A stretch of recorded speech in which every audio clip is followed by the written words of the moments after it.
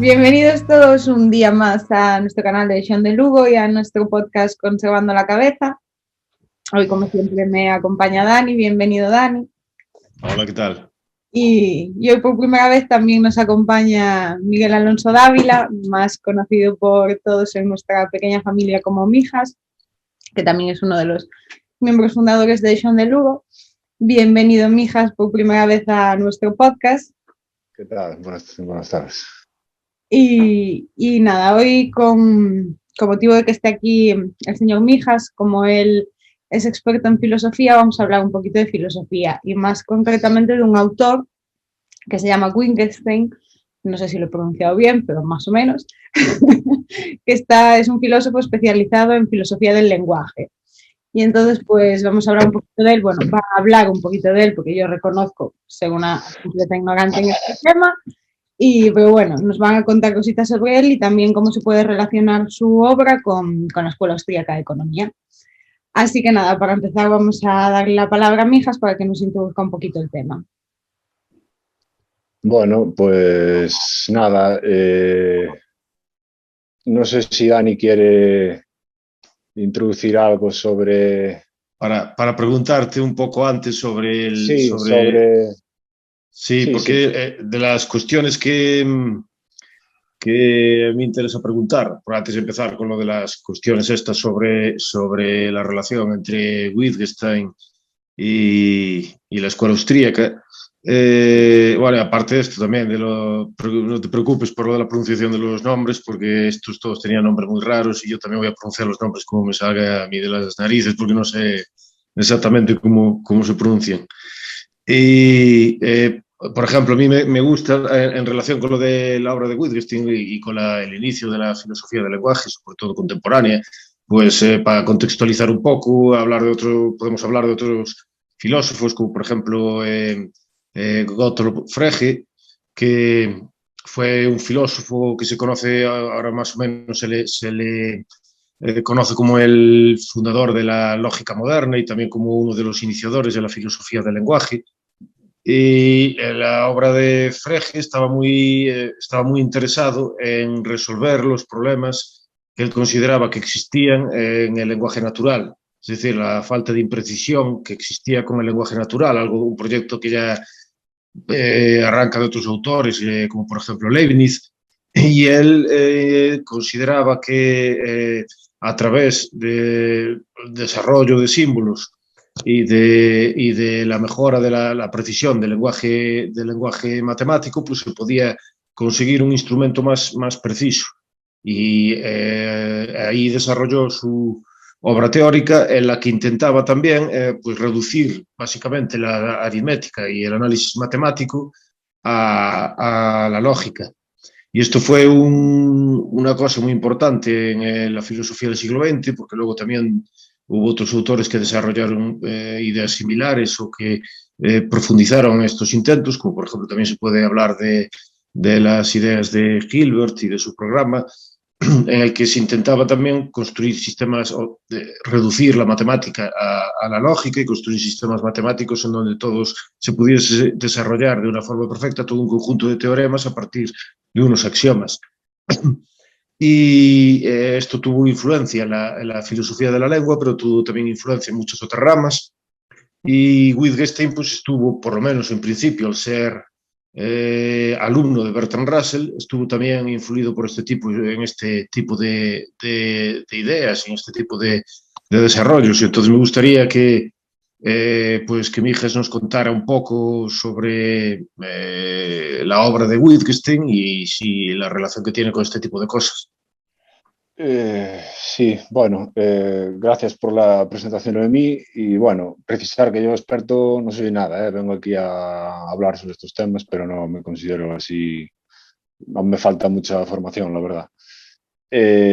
Sí, Frege está en esa corriente tanto sobre la filosofía de las matemáticas y también sobre la filosofía del lenguaje. Por un lado, la filosofía del lenguaje, pues es ya desde la Grecia clásica, ya hay en Platón y así reflexiones sobre el lenguaje, pero en Frege se da un cambio bastante importante porque a partir de Frege, digamos que las reflexiones sobre el lenguaje pasan de ser reflexiones meramente sobre el lenguaje, filosóficas, a usarse esas reflexiones sobre el lenguaje como una herramienta para solucionar dudas filosóficamente fundamentales, como metafísicas o ontológicas, que hasta ese momento no era el camino que se seguía para solucionar ese tipo de problemas. Y por otra parte, está también históricamente relacionado con esa corriente de la filosofía de las matemáticas. Ya a lo largo del siglo XIX hay una revolución por el rigor que se llama matemáticas y de intentar fundamentar bien todas las ramas de las matemáticas y dejar de dar por válidas pues, demostraciones basadas en analogías geométricas y cosas por el estilo. Y bueno, así poco a poco se va fundamentando pues, el cálculo y la geometría también y otras ramas. Y bueno, entonces viene de esta corriente digamos, esta intención de fundamentar, de dejar bien fundamentadas las matemáticas. Y aquí a finales del 19, principios del 20, había básicamente tres enfoques, los más importantes. Uno era el logicismo, que el representante sería Frege y después Russell, que pretenderían reducir las matemáticas a la lógica. Es decir, que de los principios lógicos se podrían deducir las matemáticas y la teoría conjunto y todas las matemáticas. Otro enfoque sería el de Brouwer, que sería el intuicionismo, que pues elimina, es una visión constructivista, es decir, que elimina, por ejemplo, las demostraciones basadas en la reducción al absurdo y cosas por el estilo, es decir, que no basta una demostración de que existe cierto elemento, sino que hay que construir ese elemento. Y luego la otra vía es la formalista de Hilbert, que pretende formalizar todas las matemáticas, es decir, desde este enfoque abstracto de lo que es un sistema formal y reducir todas las matemáticas a este sistema formal. Encontrar un sistema formal con el que se pudiese atrapar todas las matemáticas. Aquí, bueno, hay esa diferencia, ¿no?, entre sistema formal y matemáticas. Es decir, el sistema formal sería pues, unos axiomas que nosotros establecemos y unas reglas de inferencia a través de las cuales podemos deducir una serie de teoremas de esos axiomas, pero el sistema formal es pura forma, es decir, está vacío de contenido, no tiene un contenido concreto. Entonces, la idea es que el sistema formal se aplica a un universo de discurso, como pueden ser los planetas o los números naturales o cualquier otra cosa, y se trata de ver si todas las cosas que son teoremas en ese sistema formal coinciden con proposiciones verdaderas en el universo de discurso y a la inversa, si todas las verdades del universo de discurso coinciden con teoremas en el sistema formal. Si esto es verdad, bueno, el sistema formal va a ser completo y va a poder hablar de atrapar todas las verdades en ese universo. Y este era el programa formalista de Hilbert, que quedó después en entredicho a partir de los teoremas de incompletitud de Gödel. Que bueno, esto igual otro día porque es así un tema bastante complejo y tal. Y luego también Frege está insertado en esa corriente histórica de filosofía del lenguaje, como dijimos, que va a seguir Russell también, y a partir de aquí básicamente se divide en dos direcciones, una más basada en el análisis lógico del lenguaje y en la búsqueda de bueno, así por encima podríamos decir de un lenguaje prístino, depurado y de forma que muchas de las cuestiones o dudas filosóficas o los problemas filosóficos quedan resueltos porque vienen dados de confusiones conceptuales, aunque esto no sería aplicable exactamente a todos los integrantes de esta corriente, porque en el Tractatus aparece, por ejemplo, que el lenguaje ya está bien como está, pero bueno, en general. Y aquí podemos encontrar a Russell y al primer Wittgenstein, el de Tractatus Lógicos Filosóficos, y a los integrantes del Círculo de Viena también. Y, por ejemplo, una de las características para ver un poco por ejemplo, cómo la filosofía del lenguaje, por ejemplo, los integrantes del Círculo de Viena son verificacionistas, y al igual que el primer Wittgenstein, bueno, y el segundo también, y, por ejemplo, tenemos que, para una proposición, saber si es verdadera, tenemos unas condiciones de veracidad o de verdad y unas condiciones de verificación o de constatación, de saber si cuando nosotros podemos saber que está bien esa proposición. Entonces, los verificacionistas, por ejemplo, entienden que son iguales los dos casos. Los casos de veracidad y de verificación o constatación son iguales, mientras que los no verificacionistas entienden que son diferentes. Entonces, por ejemplo, si yo veo un gato y digo que esto es un gato, para saber si es verdad, voy a referirme a cuando se podría verificar que es un gato, que podría ser, por ejemplo, cuando nosotros, mediante métodos experimentales, podríamos saber que eso es un gato, o cuando un hablante competente, con un dominio competente del lenguaje de su uso, de su cultura y tal, estaría diciendo que eso sí es un gato.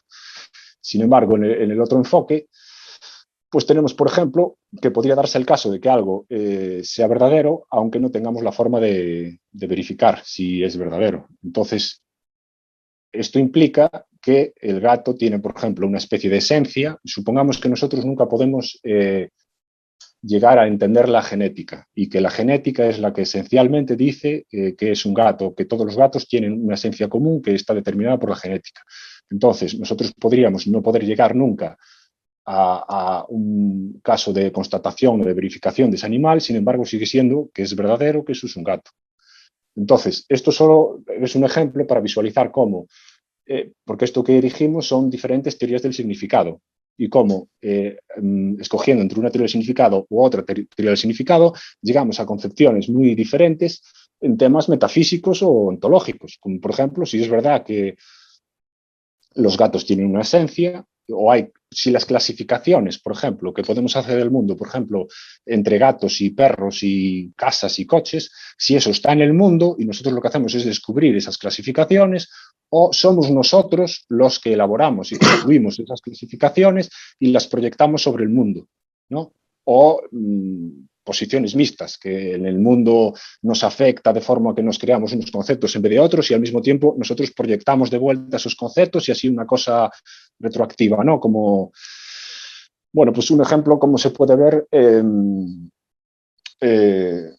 como estas reflexiones sobre la filosofía del lenguaje, sobre teoría del significado, que es una parte esencial de la filosofía del lenguaje, puede llevar a consecuencias y a solucionar dudas fundamentales de ontología y metafísica, porque a veces cuando se piensa o se discute sobre algunas partes de filosofía del lenguaje no se ve muy clara la relación con estas cuestiones fundamentales, pero la cosa es que sí que está relacionada. Y después tendríamos esa primera parte de la filosofía del lenguaje basada sobre todo en ese análisis lógico, y luego tendríamos la otra vertiente, que sería la del lenguaje ordinario, que se basaría principalmente en un análisis del lenguaje ordinario, tal y como está, es decir, del estudio del lenguaje tal y como la gente lo usa en su día a día comunitario, es decir, Lo que se conoce como el lenguaje natural. Sí, el lenguaje natural, sí. Y bueno, ahí estaría también el segundo Wittgenstein. Bueno, este autor tuvo esas dos etapas, y ahí también haría ese estudio sobre esa otra vertiente de la filosofía del lenguaje, basada en el lenguaje ordinario. Pues antes de entrar en las, más o menos, así por una cosa por encima, porque son cuestiones así bastante complejas y un poco así abstractas, pero antes estaría bien también hablar un poco de la persona de Wittgenstein y de hacer así como un pequeño recorrido por su vida y cosas, porque además de ser un filósofo muy importante del siglo XX, pues era también una persona, digamos que bastante peculiar. Peculiar, sí, sería la palabra, sí. Tenía sus cosas, entonces a ver si nos puedes hacer una pequeña introducción a la vida de Wittgenstein. Es un autor, bueno, yo ya voy a hablar de memoria porque hace muchos años que me leí la biografía, pero sí, es un personaje peculiar. De hecho, hay mucha gente que estudia su vida y sin tener intereses filosóficos para nada, porque tiene una vida así muy rocambolesca y tal. Entonces, pues nada, nació en una familia rica, El apellido creo que es de una familia aristocrática, aunque él no viene de esa familia aristocrática, Wittgenstein, sino que su bisabuelo o tatarabuelo se puso el apellido del patrón que tenía, que era esa familia aristocrática, y creo que viene de ahí el apellido, que no es que él pertenezca a esa familia. Y su padre fue un hombre hecho a sí mismo y era una de las grandes fortunas basadas en la industria y en el acero y tal, y fue uno de los hombres más ricos de toda Europa. Y tuvo varios hijos y tuvo así como, no sé, ahora no me acuerdo cuántos eran, no sé si eran 7 o 8, pero tuvo unos 3 o 4 primero y luego otros 3 o 4 después. Y Wittgenstein estaba entre estos pequeños, entre los segundos hijos. Y bueno, era una casa, nació en la cultura del Imperio Austrohúngaro de fin de siglo. Y bueno, pues ya nos podemos imaginar, con un nivel cultural, y en la casa iba pues de visita gente como Mahler y gente así, y había reuniones, iban músicos. Bueno, podemos entender que en esa cultura todavía la música era dentro de la cultura todavía una parte de esa fundamental. época. Sí, quizás la expresión máxima de cultura sería la música, eso viene de unos siglos atrás, pero todavía se mantenía esa forma de pensar. Y entonces, bueno, pues creció en un ambiente con profesores en casa y todas esas cosas, y nada. Y también está mezclado con personajes, porque, bueno, por ejemplo, cuando era joven mucha gente iba a su casa, como Gustav Mahler y gente así, a esas reuniones que hacían así en su casa. Y el padre también tenía una visión así de la cultura importante, porque creo que recuerdo que un hijo, no sé si fuera a estudiar con él, y el músico no sabía cómo enseñar, él nunca había enseñado, y el padre le dijo, basta con que le deje respirar el mismo aire que usted. Y o sea que tenían así un aprecio por la cultura. Y nada, el colegio coincidió con Hitler, en el mismo colegio. No sé si serían buenas migas o no. Y nada, entre los hermanos mayores había uno que tenía un talento musical increíble. Algunos dicen que similar a grandes compositores de la historia. Y él influyó mucho porque él recuerda de pequeño ver al hermano, lo que él decía, poseído por el genio. O sea, tocando ahí de una forma como si no existiera el mundo. Y él tenía ese rollo así del genio y tal. Y él estaba muy influido por todas estas ideas de veracidad que había en la época, en la Austria de fin de siglo, de tener una vida veraz y honesta, y todo tenía que ser la verdad y tal. Entonces él lo llevó un poco al extremo y era una persona así muy intensa, por decirlo de una forma suave. Suave. Sí. Y nada, después... Fue a estudiar con Bertrand Russell, ¿no? Uno de los más importantes sí, fue a estudiar. pensadores.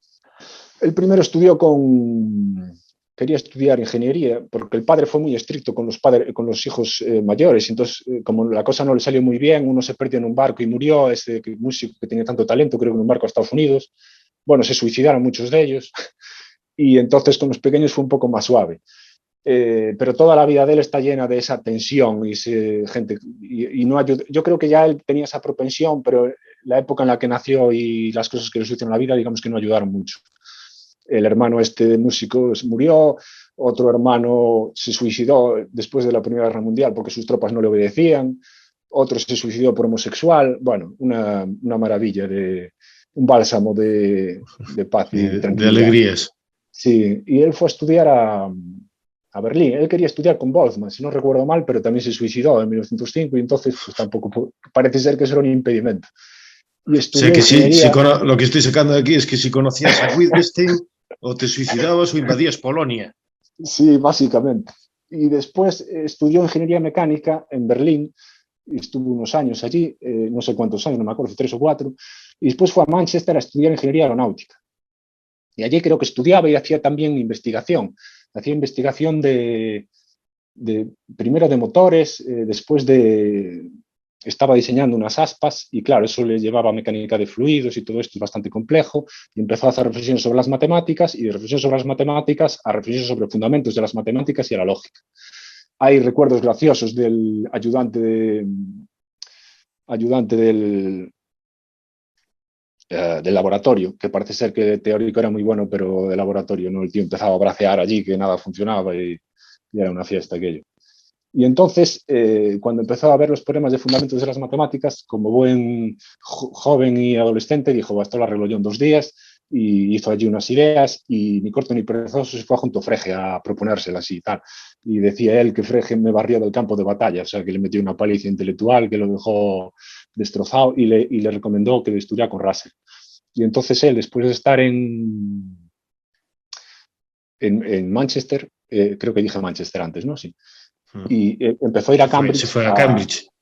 A Cambridge, sí. Al principio él seguía matriculado en Manchester, pero fue a Cambridge para ver qué pasaba allí y iba a hablar con Russell, pero así a su estilo, ¿no? Lo esperaba, iba a su clase y empezaba a hablar con él al acabar la clase y salía de clase Russell y él seguía atrás de él machacándole, lo acompañaba sin que Russell le dijera nada, lo acompañaba hasta casa siguiendo, rompiéndole la cabeza, entraba en su casa y seguía rompiéndole la cabeza. Porque en esa época Russell tenía una novia y le escribía cartas todos los días. Entonces le hablaba de su loco alemán y le hablaba del tarao este y tal. Entonces, que es gracioso porque Wittgenstein también reconoce que cuando estaba hablando con Frege, Frege solo quería hablar de lógica y de matemáticas, y que a veces Wittgenstein intentaba cambiar de tema y hablar de otras cosas, y que Frege le cortaba así muy cortésmente y que volvía, es decir, que Frege estaba todavía peor que Wittgenstein. Sí, es como lo del elogio de esto de Chesterton, ¿no? El elogio de los pelmazos. Sí, solo que estaban felices allí en su tema y arre. Sí. Y nada, él después le dice a Russell que que no sabe si es bueno en eso, porque él tenía este problema estaba muy influido por Spengler, la decadencia de Occidente, y también por Otto Weininger, el autor este que acaba pues sintetizando todo lo malo como lo judío y lo femenino, y como era homosexual y judío, pues se suicidó. Y entonces se consideraba un acto de honestidad intelectual admirable. Y entonces él estaba poseído por esa idea de que tenía que ser, era todo o nada, o sea, si llegaba a eso tenía que ser muy bueno y si no, pues sacarse del medio. Si no vas a ser honesto y tal, pues no. Entonces le preguntaba a Russell si valdría, si era bueno en eso, y le dijo, bueno, pues haz un trabajo, venga, y no me rompas más la cabeza.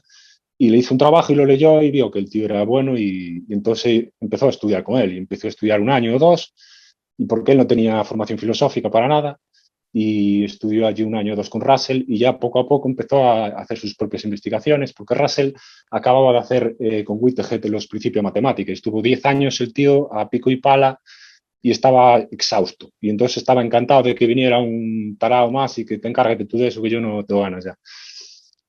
Y bueno, pues se influenciaron mutuamente con el atomismo lógico de Russell y la teoría de las descripciones también está en Wittgenstein y tal. Y estuvo así y después se retiró a Noruega porque quería estar aislado y tal. Y ahí estalló la Primera Guerra Mundial. Entonces se alistó voluntario y esto es curioso también porque él quería enfrentarse bueno, lo de la guerra y todas las cosas que hace son un poco consustanciales, las hace muchas veces por sus rollos personales. Es decir, él quería enfrentarse a la muerte, quería saber si era un hombre, si era valiente y todo eso, y entonces pues, fue a la guerra por eso, más que por otros motivos. Y él escribía cartas porque quería ir al frente, quería estar en el frente, pero la gente entendía, viendo su familia y quién era, que lo que quería era alejarse del frente. Entonces, cuantas más cartas mandaba para que lo cambiaran de allí, más lo alejaban del frente, en vez de acercarlo más, que es lo que él quería. Pero al final, después de un tiempo, consiguió que lo llevaran al frente y allí pues tuvo así, ya estaba desarrollando el Tractatus y es cuando desarrolla la parte mística del Tractatus, ¿no?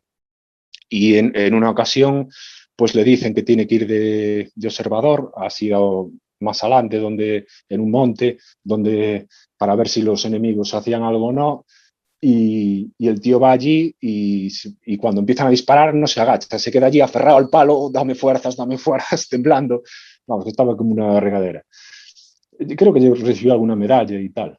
Y bueno, recibió así ese rollo de tal, pasó la guerra, Por cierto, que en un permiso de la guerra fue donde se encontró a Hayek. Se cruzó con Hayek, que por eran cierto familiares. era su primo. Era primo, sí, que eso me lo dijiste tú, yo no lo sabía. Era primo de la madre. O sea, todos los hermanos de Wittgenstein y él eran primos carnales de la madre de Hayek.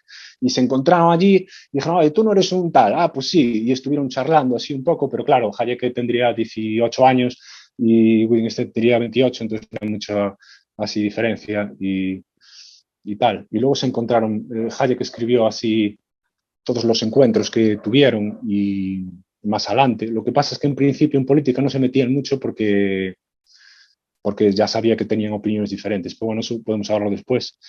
Bueno, pues fue a la guerra y en una de las permisos de la guerra estaba paseando por las vías del tren pensando en suicidarse, como no, y lo encontró un tío de él y dijo, mira, en vez de suicidarte, vente para mi casa y comes y tal. Y allí fue donde escribió finalmente el Tractatus. Luego volvió a la guerra, lo cogieron de prisionero en Italia y bueno, al final lo liberaron y después pues de liberarlo publicó el Tractatus, pero allí decidió coger todo el dinero, la herencia que tenía, era de un millonario, claro, y toda la herencia que tenía la entregó a los hermanos y a algunos artistas. No me acuerdo ahora exactamente quién estaba, pero probablemente Gustav Klimt estuviera, porque tiene un cuadro que es de una de las hermanas, un cuadro de una chica con un vestido blanco, que es de una de las hermanas de Wittgenstein.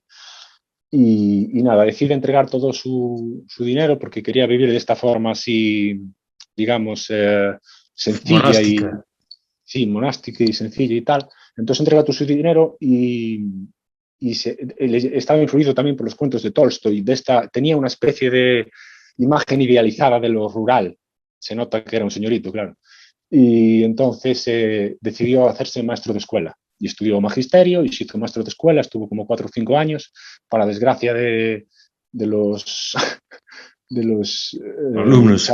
de los alumnos y nada, estuvo 4 o 5 años, pero ya vio allí, creo que sí, bueno, estudió un libro sobre gramática, creo que también le influyó al dar clases sobre, también Gramática. le ayudó claro, a su nueva concepción del lenguaje que después tenía sobre cómo se aprende el lenguaje y tal. Y lo de nada, dar clase probablemente también. Claro, dándole clase a los niños. Luego salió de allí y se hizo arquitecto, estuvo ahí haciendo una casa, la casa de Akun Mangase, que era para una de las hermanas que la hizo no me acuerdo el nombre del arquitecto ahora. Bueno, el estilo, pues nos podemos imaginar como el Tratatus, limpio, pulcro, así todo minimalista y tal. Y luego fue cuando lo convencieron ahí tenía reuniones con el positivismo, con el Círculo de Viena, porque estaba muy influido por el Círculo de Viena, por el Tratatus Lógicos Filosóficos, la mujer de Schlick, el fundador, decía en un momento que cuando iba a visitar, las primeras 2 veces que fue a visitarlo, veía como una especie de ritual, como se ponía la chaqueta de una forma así, tal, decía, parece que iba a ver a un profeta, el Slick. Y Lo veía finalmente de cuando se forma así encontraron, religiosa, sí. sí, lo veía así de forma religiosa y total, que finalmente cuando se encontraron, Wittgenstein dijo que cada uno pensábamos del otro que debía estar loco. Y nada, al final lo convencieron para volver a Cambridge y a la vida universitaria y tal, y allí pues fue poco a poco, empezó a dar clase y fue elaborando lo que es su segunda filosofía, digamos, que está condensada en las investigaciones filosóficas, entre algunos otros libros, porque ahora las investigaciones es un libro póstumo y ahora pues se está publicando casi cada coma que escribió en una hoja se está publicando. Entonces, pero bueno, principalmente la primera versión de su filosofía está en Tratados Lógicos Filosóficos y la segunda parte de su filosofía está en las investigaciones filosóficas. Y nada, eso, que era un personaje, un tío muy... Bueno, empezó a Muy, dar muy clase en peculiar. campus. Hay muchas anécdotas características de este carácter peculiar así de Wittgenstein. Bueno, que todos estos que estamos hablando eran así un poquito especiales. Muy Pero, por ejemplo, rarillos. también hay una en la que, muy famosa, en la que Wittgenstein conoce a Karl Popper y Ay, está sí, a punto de romperle la cabeza con un atizador de chimenea. Porque sí, era sí, una de las reuniones de estas que, bueno, hace así como una especie de seminario de reuniones filosóficas, Bertrand Russell, y en una sí, de ellas invitaron a Karl Popper, que empezaba a ser una estrella emergente. Allí un joven teórico que estaba convirtiéndose en importante, y cuando estaba planteando sus puntos de vista, pues Wittgenstein estaba pues, al lado de la chimenea moviendo un atizador del fuego, así un poco enfadado, y se enfadó, empezó a discutir con Popper y en un momento le apuntó así con el atizador, así hacia la cara. De tal forma que Bertrand Russell tuvo que gritar, intervenir gritando: Wittgenstein, suelte el atizador. Sí. Que este se demuestra que es el tipo de discusiones filosóficas que Sí, me gustan son a las que mí. molan, son las que Si no molan, hay, las que molan. si no hay Sí, un sí, arma letal por el nada. medio, no es una discusión No, filosófica. no, no, no, está bien. Hasta que no estemos de acuerdo, aquí no sale vivo nadie. Son las que molan, sí. Eso era el no sé qué de filosofía moral, ahora ya no me acuerdo. Él era el presidente por aquel entonces, creo. Bueno, y él pues empezaba a bramar cuando le venía en gana y Popper le dijo, Popper, hay una anécdota y es que Popper se vio con Russell antes de esa reunión. Entonces hay quien dice que Russell ya le estuvo picando Azuzando. azuzando de por dónde tenía que ir para otro saltara como un loco.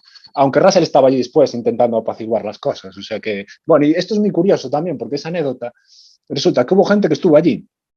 Hay un libro, ahora no me acuerdo no me acuerdo el nombre, un libro sobre esta anécdota que está muy bien. Y el caso es que entrevistaron a todos, a los que quedaban vivos, que estuvieron en esa reunión, pero ninguno coincidía con la versión. Cada uno cuenta una historia diferente. Cada uno contaba una cosa ligeramente distinta, que eso es muy curioso también. Y estaban allí todos, o sea que tuvo que pasar una cosa concreta, pero cada uno tenía su versión del cuento.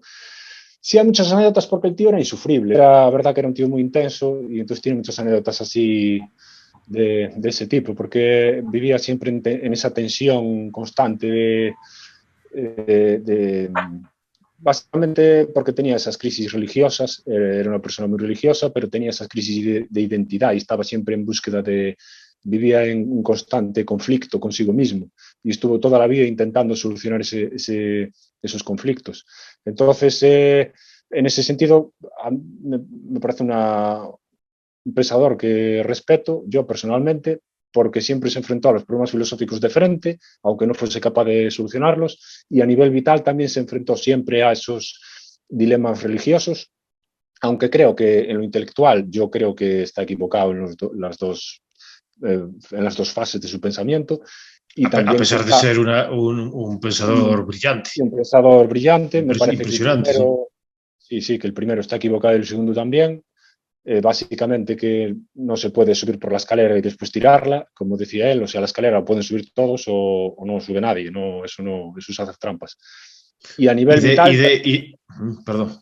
y a nivel vital tampoco creo que consiguiera nunca solucionar ese conflicto, creo que él nunca llegó a entender, por eso seguía teniendo ese conflicto. A nivel religioso creo que nunca llegó a entender de verdad, a no ser al final de su vida, cuando estaba muriendo y le dijo a su cuidadora, díganles que he tenido una vida maravillosa. Ahí creo que fue el único momento en que sí se soltó y llegó a entender de verdad. Y bueno, también puede que a nivel filosófico haya gente que, pues como otros filósofos, pues Heidegger, por ejemplo, que igual están sobredimensionados, porque eso ya lo decía él, que lo único que va a quedar de mí es una cierta jerga, una forma de hablar. Como tiene este toque místico y así tal, pues al final le da mucho bombo y históricamente, bueno, pues ya se verá dónde queda colocado al final. ¿Y de qué podemos decir entonces de su obra teórica?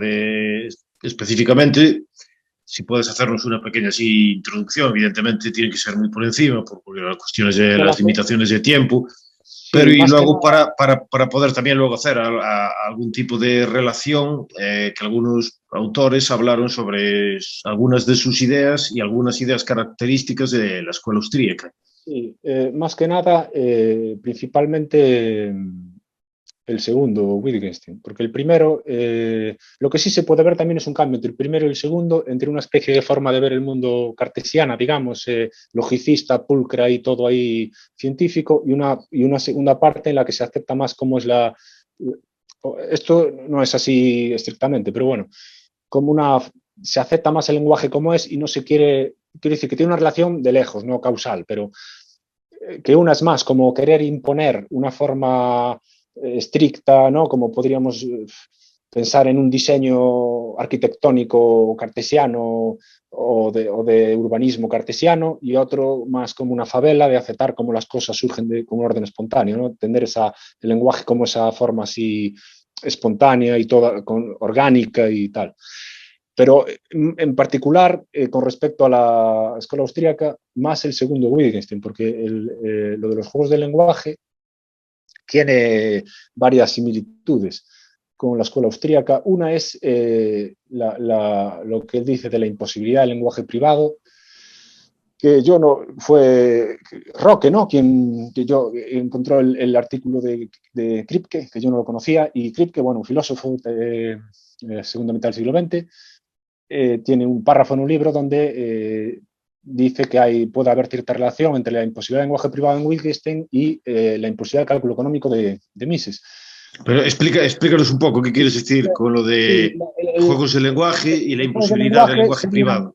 Sí, en los juegos de lenguaje serían un cambio en el enfoque de ver el lenguaje en vez de verlo de una forma como, por ejemplo, más que ser que nosotros veamos ciertas características comunes en ciertos objetos y por eso le llamamos igual, hacer un cambio y en vez de eso, en vez de que los niños aprenden así, es decir, que ven características similares en todas las mesas y por eso le llaman mesa, más que eso, que ellos observan en qué situaciones se usa la palabra mesa, entonces ellos aprenden cómo debe utilizarse la palabra mesa como si fuese un juego.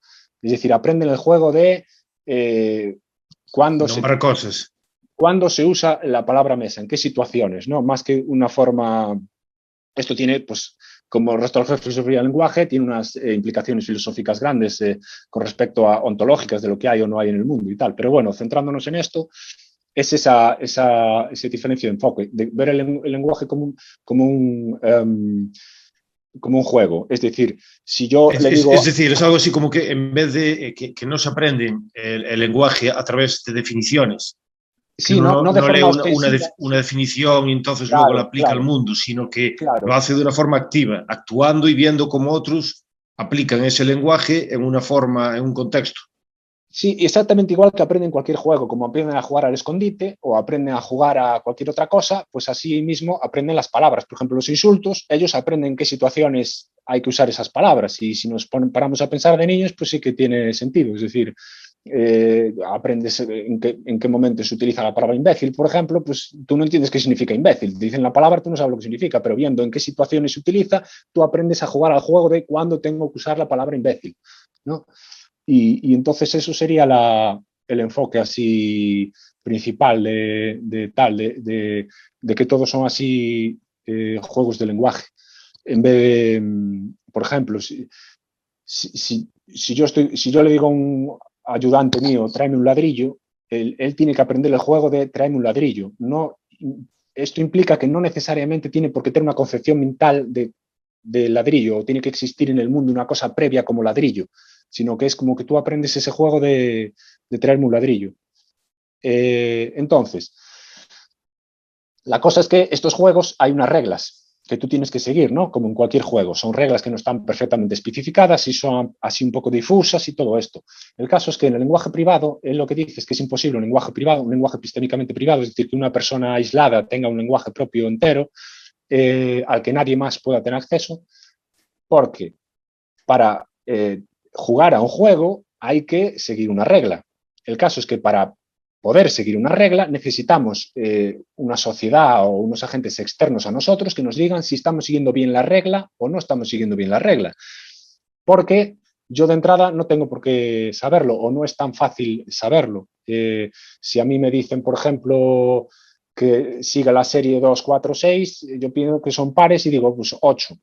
Y se juega así a ese juego, pero puede ser que no es eso, que es otra serie diferente que empieza con 2, 4, 6, pero luego no va a 8, va a otro número cualquiera. Entonces, es ese problema. Entonces, si yo tengo un lenguaje privado y yo digo, vale, a ver si porque yo esto normalmente lo entiendo así, con un ejemplo sacado de una serie de televisión. Hay una serie de televisión que se conoce mucho que se llama Friends. Y en esa serie, en un capítulo, uno de los personajes, que es Chandler, quiere devolverle, quiere ayudar a su amigo, que es Joey. Y entonces le quiere dar dinero, pero él cree que Joey no va a aceptar ese dinero porque lo va a entender como si es caridad. Entonces, en vez de darle directamente el dinero, él dice que va a jugar a las cartas con él. Y le dice si sabe jugar un juego que se acaba de inventar él. Y en ese juego, entonces, él se va inventando las reglas según van jugando.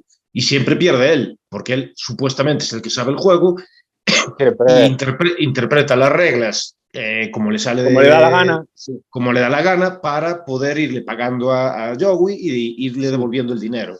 Entonces, en ese sentido, empieza como un lenguaje privado, porque él pone las reglas de forma arbitraria, pero luego pasa que Joey empieza a aprender a jugar el juego. Sí. O después aparece también al final del capítulo, empieza a jugar entre Joey y Ross.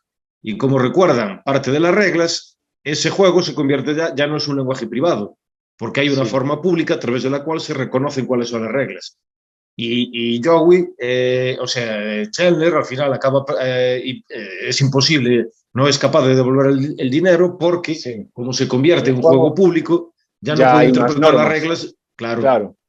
Al principio, ahí lo que se ve claro es que no vale, por eso necesitas algo externo, es decir, porque no vale con que te digan esta es la norma o estos son los ejemplos. Es decir, hay un punto en el que tú tienes que aprender el juego, pero aunque te ponga las normas, aunque te ponga las situaciones concretas, cualquier regla es compatible, o casi cualquier regla es compatible con esas normas, que es lo que él puso al principio. Inventó el juego y luego lo hacía compatible con cualquier decisión de forma arbitraria. Claro, cuando hay un rollo externo después ya es más complicado. Entonces, la cosa es que si estoy yo solo, yo digo, vale, en estas situaciones voy a usar esta palabra y intento señalizar de forma ostensiva mentalmente la palabra con la situación, digamos. Pero el caso es que después, cuando llegue otra situación donde voy a usar otra vez la misma palabra, yo lo que tengo es esta situación y el recuerdo de la otra situación, el recuerdo de las otras situaciones en las cuales yo usé esa palabra. Entonces, supongamos que yo me equivoco en el recuerdo, que yo recuerdo mal y creo que la palabra se usó en estas situaciones y no era exactamente esa, sino era otras. En ese caso, yo no tengo forma de saber que estoy equivocado. Es decir, en ese caso, usar la palabra bien y creer que uso la palabra bien son la misma cosa. Entonces, yo no voy a poder establecer de esa manera, no tengo un entorno parámetro, un estándar externo con el que comparar. Que me diga si estoy siguiendo bien la regla o no, si estoy jugando bien o no. Y entonces es verdad, hombre, esto habría que profundizarlo, pero es verdad que tiene ese parecido con la imposibilidad del cálculo económico de Mises, porque claro, tú que era lo que decía Kripke, Wittgenstein a propósito de reglas y lenguaje privado, pero que se llama el librito. Sí. Pues claro, como vemos en Mises en la episodio del cálculo económico, si tenemos una única empresa privada mundial que produce todo, un estado único mundial, claro, si no tienes algo externo, un mercado externo, no hay precios. Si no tienes precios, claro, porque no puedes saber si las decisiones que estás tomando son decisiones económicamente eficientes, no puedes saber si estás despilfarrando los recursos, porque no tienes... Sí, lo curioso en estos dos casos es que no solo que te vayas a equivocar, es que aunque aciertes tampoco lo sabes. Claro, no hay un criterio, no tienes un criterio externo creado por otras personas que te permita comparar tus resultados o ver si tus resultados fueron buenos o no. Claro, es como si actuaras a ciegas, porque el problema no es que a lo mejor puedes acertar de rebote, hombre, es muy poco probable, pero aunque acertes de rebote tampoco te vas a enterar. Claro, no tienes ninguna manera de saberlo. En cambio, en el sistema de precios sí puedes comparar si tú sabes que lo que los otros, las personas, valoran un determinado recurso según el precio que tengan. Y entonces así puedes saber si estás destinando los recursos a aquellas actividades productivas más útiles. Pero para eso precisamente necesitas sistema de precios y necesitas otras personas que también actúen. Por eso es un paralelismo muy interesante con la teoría de Wittgenstein, y es interesante que Kripke se diera cuenta de eso y además demuestra el nivel intelectual de Kripke, porque no es un economista y conocía la obra de Mises. Sí, porque claro, de Wittgenstein es bastante conocido, pero Mises es bastante poco conocido, entonces sí que es llamativo que se diera cuenta. Y bueno, es un tema, algo que se puede estudiar a ver si realmente hasta qué punto hay paralelismo entre las dos cosas.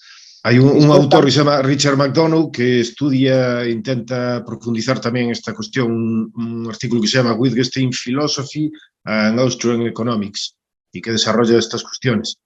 Pero luego además hay otro autor que también desarrolla otro paralelismo entre esta idea de la imposibilidad de los lenguajes privados y cuestiones políticas, que es Jakub Bosi-Darwiesznicki, en un artículo que se llama Legal Monocentrism and the Paradox of Government, dice que un monopolista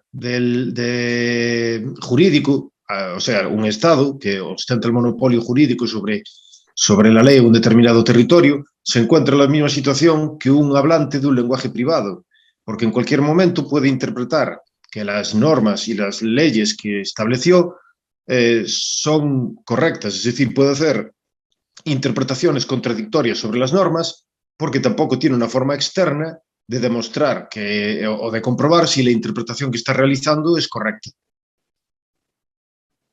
Sí, es parecido también, sí. Sí. Sí, porque claro, al final tú puedes interpretar. Claro, es que eso también está relacionado con otros problemas filosóficos, porque claro, esto en cuanto te vas para abajo, esto un sinfín de... Porque hasta que esto tiene que ver con la precisión y con la vaguedad y cosas por el estilo. ¿Hasta qué punto tú puedes establecer unas normas y hasta qué punto son precisas? O si elaboro una teoría, ¿hasta qué punto la teoría es precisa o verdadera? Porque o no, o para el otro lado y no hay esa precisión y esa veracidad y todo... Porque sí que es verdad que cuando te vas a los fundamentos de cualquier disciplina, aparece barro por todos lados. Entonces, igual dices, se puede decir, bueno, pues realmente no se sabe. Al llegar abajo de todo, pues hay mucho de interpretación, mucho de tal. Pero si te vas por ese lado también, de que hay mucho de interpretación y todo lo que tú quieras, entonces, ¿cómo establecer una teoría que diga eso sin que ella misma caiga en esas cosas? Pues si hay imprecisión, conceptualmente, también tienes imprecisión tú al elaborar esa teoría que dice que hay imprecisión conceptualmente. Entonces, es muy interesante y también está relacionado con todos estos problemas de si se puede elaborar una teoría sobre el mundo que sea verdad de forma absoluta o no, o estos problemas de imprecisión conceptual, o porque al final el lenguaje también es circular en el sentido que tú puedes definir una palabra o una norma, todo lo que quieras, pero nunca te vas a salir del lenguaje. Es decir, las palabras se van a interdefinir entre ellas, aunque hagas definiciones, al final vas a volver a las primeras palabras otra vez. Y que ahora cómo seguimos. Entonces, que también que también tiene que ver así con todos estos problemas. Y después también de la escuela austríaca, también lo de Hayek tiene mucho que ver con lo de los juegos de lenguaje, de la descripción que hace Hayek de la información económicamente relevante, que es tácita, no articulable, que está dispersa y todo eso, con las características de los juegos de lenguaje. Que yo aquí pues no vi, la verdad, no sé qué, porque Hayek sí que fue sé que fue uno de los primeros lectores cuando salió en inglés del Tractatus y no sé hasta qué punto estaba al tanto de los desarrollos filosóficos de Wittgenstein. No sé si le influyó o no, la verdad, pero sí que también hay ese paralelismo, porque claro, un juego de lenguaje, por ejemplo, si tú entras en un bar y ¿qué hay que hacer? ¿Cuáles son las normas? Pues entras y das los buenos días. Pero claro, y entro y hay un muerto en el suelo, digo buenos días. Hombre, no, en ese caso no. Bueno, pues entonces como... ¿Cuándo dejas de dar los buenos días y empiezas a dar las buenas tardes? Claro, es que es una cosa no articulable también, es una cosa así que tiene todas esas características que describía Hayek, ¿no? De eso que es no claro, articulable. Un conocimiento tácito que depende mucho del contexto social y de la práctica. Y de la práctica que se aprende haciendo y estando muchas veces en esas circunstancias. Y entonces él establece un paralelismo entre esos juegos y los juegos de lenguaje. Y vemos que esos juegos tienen muchas características de las características que dice Hayek. Entonces yo creo que ahí también hay un paralelismo entre bueno, así bastante interesante, entre que también a explorar o ver hasta dónde llega o no, o lo que sea, entre esa filosofía de Wittgenstein, esas ideas y las ideas de Hayek. Pues creo que es muy interesante y que debería, y que es un camino que merece la pena estudiar, y de hecho creo que hay autores también relacionados con la austríaca. Yo no leí el libro, por ejemplo, pero creo que Roderick Long tiene también un libro explicando o analizando la relación que existe entre la obra de Wittgenstein y otros elementos de la escuela austríaca. Es un libro que tengo ganas de leer y creo que también es un proyecto de investigación, cosas de investigación que merecen la pena analizar. pero... Sí. Más que nada, más allá de la anécdota de que coincidan o que tengan una estructura similar, por ver si se puede también hacer algo, si implica algo eso en alguno de los dos ámbitos. Pues yo creo que con esto ya dimos mucho la tabarra con las cuestiones del lenguaje y yo agradecerle mucho a Mijas por estar aquí y por habernos explicado todas estas cosas. Bueno, espero que sirva de algo y nada, gracias a vosotros por invitarme. Siempre sirve, son temas muy complejos que la mayoría de la gente, entre los cuales me incluyo, pues no estamos nada puestos y difíciles de entender si no son explicados así como hoy, así sencillito, entretenido y fácil. Y bueno, que por supuesto esperamos que vengas más por aquí a explicarnos otros temas del estilo muchas más veces. Así que nada, daros las gracias como siempre por habernos acompañado en este nuevo episodio de nuestro podcast y os esperamos también como siempre la semana que viene. No olvidéis de compartir, dejarnos vuestros comentarios y preguntas, darle a me gusta y suscribiros al canal. Muchas gracias y hasta el próximo. Hasta luego.